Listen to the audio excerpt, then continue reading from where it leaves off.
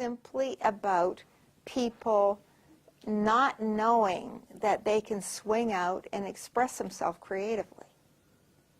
And so they focus more on protecting themselves and their job than they do about doing the job. To do a job well requires that we need to really know what we're aiming for.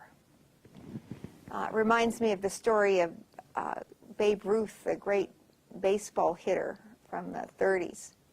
He would come out into a stadium full of fans, and the game would be tied, and everyone would be nervous and full of fear.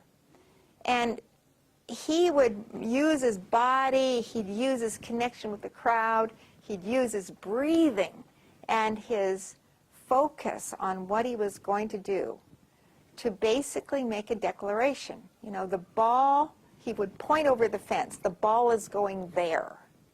And then sure enough, his focus was so strong, that is where he'd hit the ball. And off, you know, would go the team into the next level of their own performance, just watching him. So fear comes from lack of leadership. A great manager, versed in solution-focused methods, assists his team to relax, assists his team to move out of survival mode and feel safe. A good coach knows a lot of ways to make people feel safe.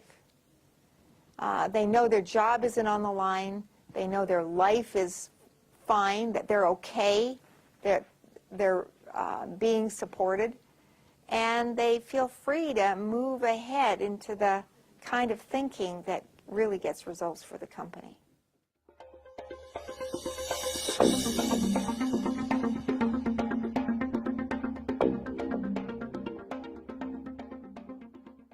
You know, I've been involved in about 5 major corporate coaching deployment episodes where a large company has moved to install a coaching style of management. In one company, we started at the HR level, and that was very effective. The HR department built a plan. They started, after doing the art and science of coaching, the 16-day program, the whole team started coaching the upper level leaders and some of the managers at different levels to work with their own teams. And gradually bringing in a variety of other programs from Ericsson, especially the team programs, a coaching style of management has moved throughout the company.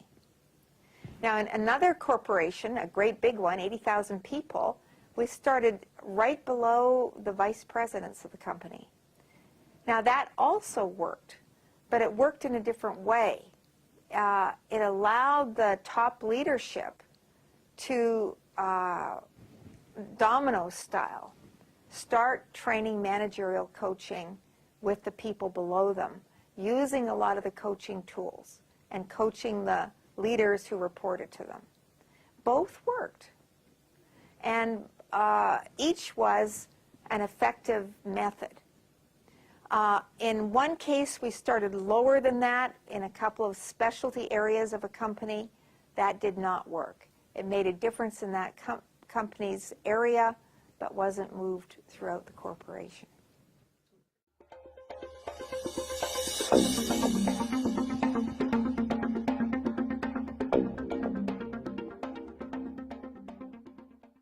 And I can perhaps briefly mention some of them.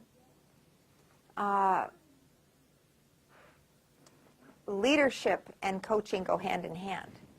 So as we train strong coaches, we're also developing leaders.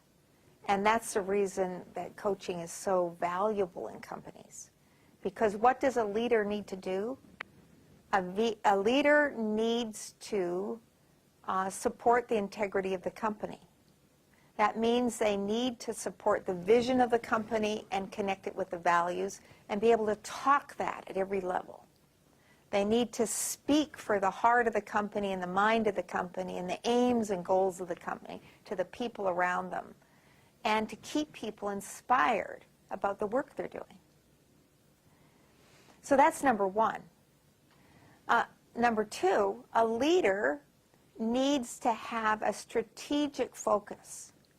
He needs to know, he constantly needs to know where the bottom line is and keep the company's integrity with that bottom line organized around future goals. So he or she needs to have great strategies for bringing in new initiatives, for supporting new initiatives, and noticing when it's time to find the next blue ocean strategy, if you like, to move things forward. In other words, a great leader needs to be a possibility thinker, truly.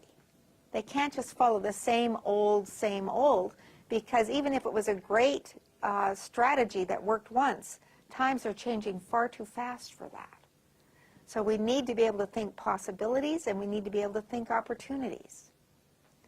Thirdly, a great leader needs to know how to prioritize. They need to be able to prioritize for themselves and also for those people around them who are attempting to organize around those priorities. And that's no small thing, because the goals we have are getting thicker and faster all the time. There's so much information coming at us from so many different directions. And to find the difference that makes a difference and focus on that, and to keep a company focused requires that leader's attention. Fourthly, a leader really needs to think people. They need to know the ways in which people form habits, the ways in which those habits are talents, the ways in which each person is different and can do different kinds of work, and to support those talents effectively, and to celebrate people and their diversity. You know, really see diversity as something of great value. So I can continue here. Do you want to hear some more? Sure, I'd love to. Okay. Well, a great leader in this world today, in the 21st century, needs to think cultures, because we're always working internationally, except in some very small companies. We need to be able to talk to people from different countries, understand the difference in how to inspire our team's products and services with different people, and to enjoy different people from different cultures so that our products and services can spread. I know in China, the need for leaders is huge. And they really need that ability to go from vision all the way down the ladder through the planning stages and the deployment stages to on-the-ground thinking, to link all of these together into effective strategic building of corporate intelligence.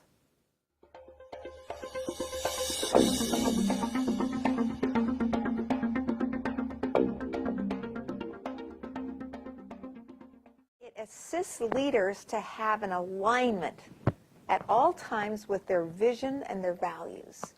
So as they're on the ground assisting a group to execute a plan, or as they're talking to a group of people about how to build the next step in something that's difficult and they're still trying to unfold it, they're constantly accessing a visionary aim and the values that support that.